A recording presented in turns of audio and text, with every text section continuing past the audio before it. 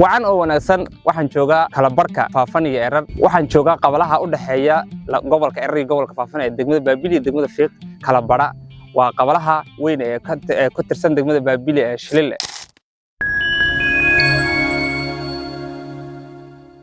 Shilile waxay caan ku tahay dhanka wax soo saarka iyo khayraadka kala duwan ee dabiiciga sida malabka iyo malmalka ahaatee waxa bartan kala socon doontaan Farjana Media ku kooban ee magaaladan iyo nawaaxigeeda bye bye waan islaameena anagoo ah team Farjano meel kasta joogtaan waxaan leenahay taageerihiinimadiina aad baan ugu faraxsanahay ku soo dhawaada Shilile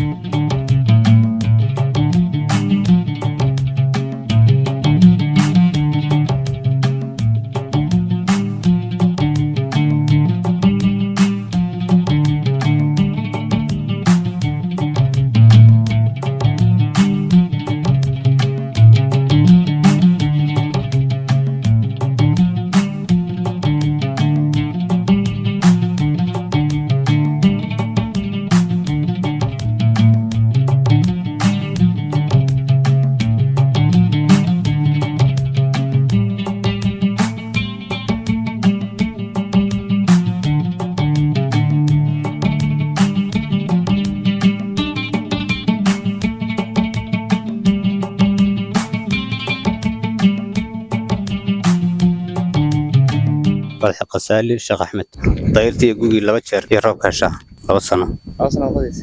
waxa ka kooban tahay qaji xabxab galey digir inta ku yaalaan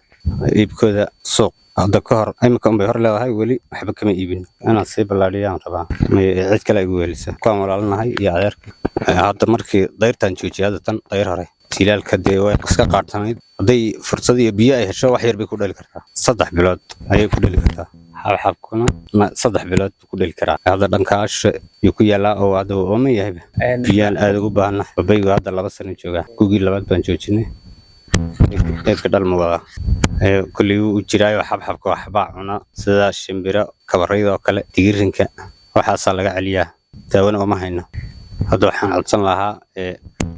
xanaano sida xabxabka iyo galeyda dhixriba ku dhasha hadda tan oo kale xataa qajida waxba ku dhasho oo hadda ay daadan haysaa marka waxa soo dhan daawadooda in la kanaan codsanaya iyo qalab aan kaga faa'iideysto beerta sida xagaafta oo kale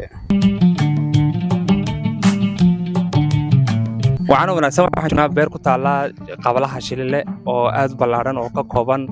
qaybaha kala duwan oo kala yaalaan qajida xabxabka iyo babayga iyo galeyda iyo digir sokora wiilkan waa wiilka ah beerta gacanta ku haya waqti xaadirkan wuxuuna noo sheegay waxay u baahan yihiin oo ah kow ay tahay in maarta loo keeno qalab ay kaga faa'iideystaan